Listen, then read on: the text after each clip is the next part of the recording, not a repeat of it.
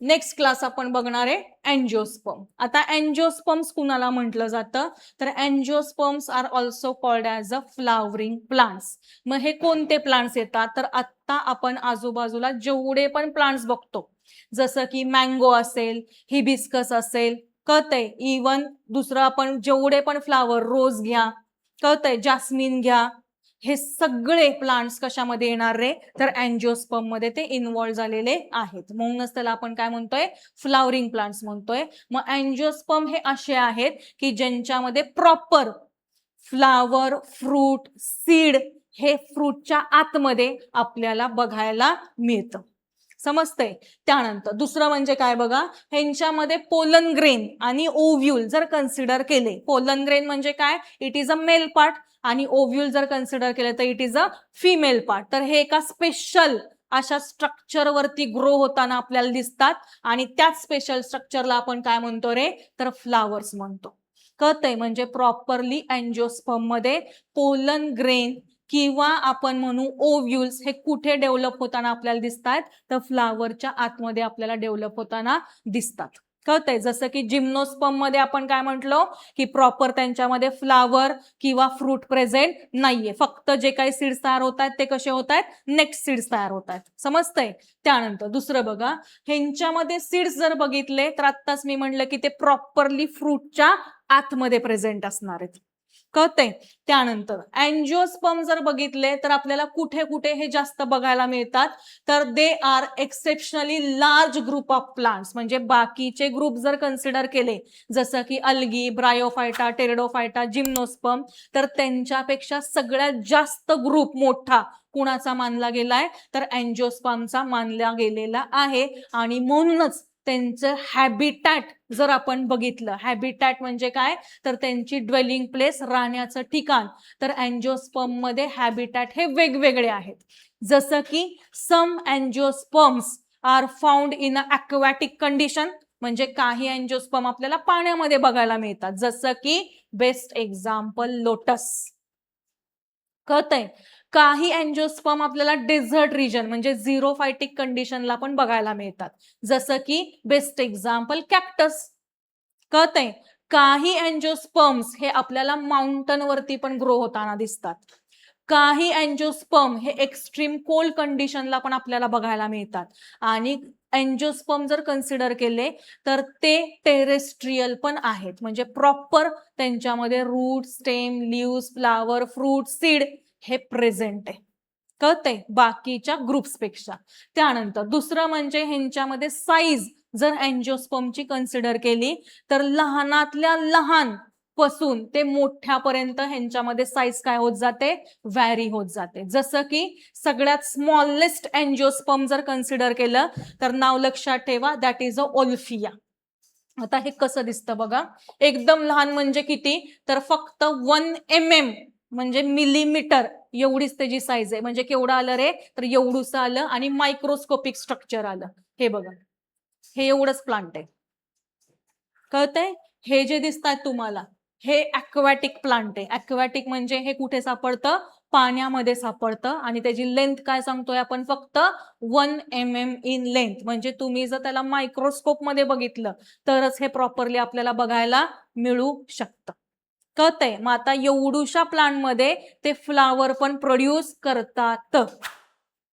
समजतंय का, कळतंय का, म्हणजे केवढूसं प्लांट आहे बघा, ते एकदम लहानातलं लहान.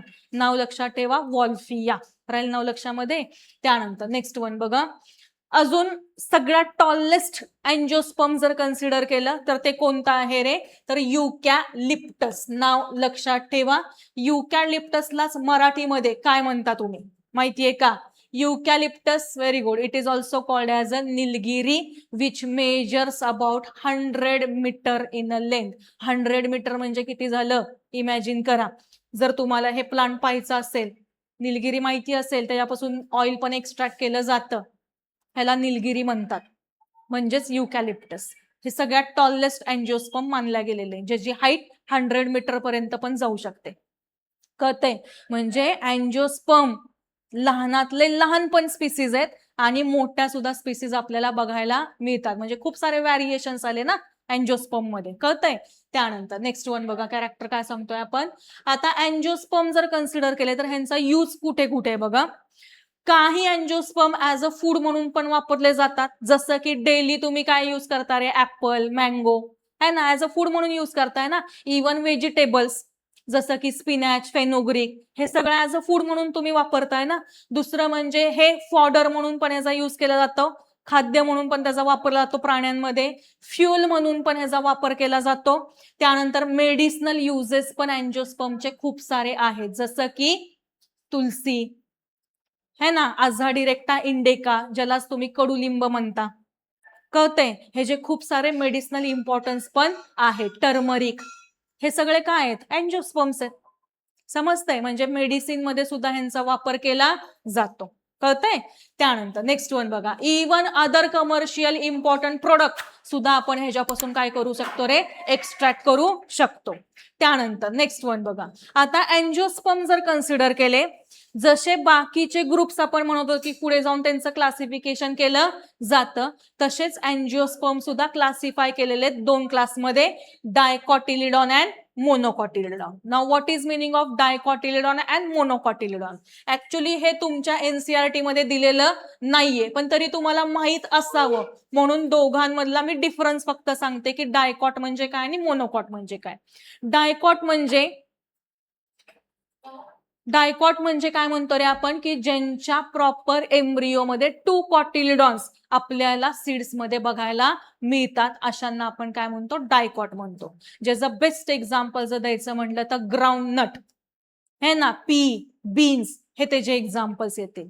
आणि मोनोकॉट म्हणजे काय रे, किंवा मोनोकॉटिलिडॉन म्हणजे काय, तर त्यांच्या एम्ब्रिओमध्ये एकच कॉटिलिडॉन प्रेझेंट असेल, जसं की फॉर एक्झाम्पल मेज, ज्वार, बाजरा. तुम्ही जर त्यांच्या सीड्स बघितले तर ते 2 टाइप्स मध्ये किंवा 2 कॉटिलिडॉन मध्ये ओपन होताना आपल्याला दिसत नाहीत, कळतंय? अजून दुसरं आपण काय सांगू शकतो की बाबा, डायकॉटचे प्लांट जर कन्सिडर केले तर मोस्टली ह्यांच्यामध्ये आपल्याला सेकंडरी ग्रोथ म्हणजे कॅम्बियमची रिंग बघायला मिळते, पण मोनोकॉट मध्ये मात्र आपल्याला तसं काही बघायला मिळत नाही. असं का, तर डायकॉटचे प्लांट्स हे खूप सारे वर्ष किंवा लाईफ सायकल त्यांची जास्त असते, कुणाची 1 वर्ष असते, कुणाची 2 वर्ष असते, कुणाची अजून जास्त असते, समजतंय? त्याच्यामुळे प्रॉपरली त्यांच्यामध्ये आपल्याला रिंग बघायला मिळतात, पण मोनोकॉट मध्ये आपल्याला तसं काही बघायला मिळत नाही. का, तर मोस्ट ऑफ द मोनोकॉट जे आहेत ते त्यांची लाईफ सायकल काय करतात रे, 6 मंथ्स मध्येच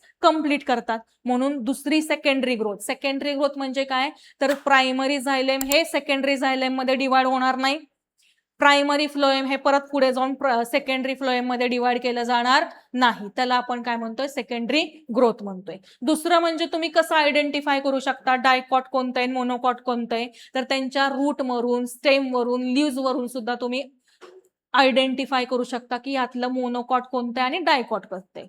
मग कसं करणार रे, तर मोस्टली जे मोनोकॉटचे रूट असतात, कळतंय, तर ते ऍडव्हान्टिशियस रूट असतात, म्हणजे जसं की शुगर केन, कळतंय? मग ते स्टेम मधून ग्रो होतात, झालंय आपल्याला ऑलरेडी. आणि डायकॉटचे जे स्टेम असतात ते प्रॉपरली ट्रू रूट असतात, म्हणजे टॅप रूट सिस्टीम त्यांच्यामध्ये प्रेझेंट असते. आता ऑलरेडी आपण टॅप रूट म्हणजे काय, त्यानंतर फॉल्स रूट म्हणजे काय, हे सगळं स्टडी केलेलं आहे. दुसरं म्हणजे आपण म्हणतो की आता लीफ बद्दल जर त्यांच्या बघितलं तर मोस्टली मोनोकॉटचे जे लीफ असतात तर त्यांच्यामध्ये वेन्स असे पॅरलली अरेंज झालेले असतात, आणि डायकॉट मध्ये जर वेन्स आपण बघितले तर हे अशी रेटिक्युलेट त्यांच्यामध्ये अरेंजमेंट आपल्याला बघायला मिळते. अजून दुसरा जर डिफरन्स सांगायचा म्हटला तर डायकॉटचे स्टेम बद्दल जर आपण बोललो तर त्यांच्या स्टेम मध्ये ब्रांचेस आपल्याला बघायला मिळतात, पण मोनोकॉट मध्ये आपल्याला ब्रांचेस बघायला मिळत नाहीत. जसं की परत ज्वार, बाजरा, मेज मध्ये आपल्याला ब्रांचेस दिसत नाहीत, कळतंय? म्हणजे तुम्ही एक्सटर्नल कॅरेक्टर वरून सुद्धा मोनोकॉट आणि डायकॉटला पुढे आयडेंटिफाय करू शकता किंवा क्लासिफाय करू शकता. समजलं?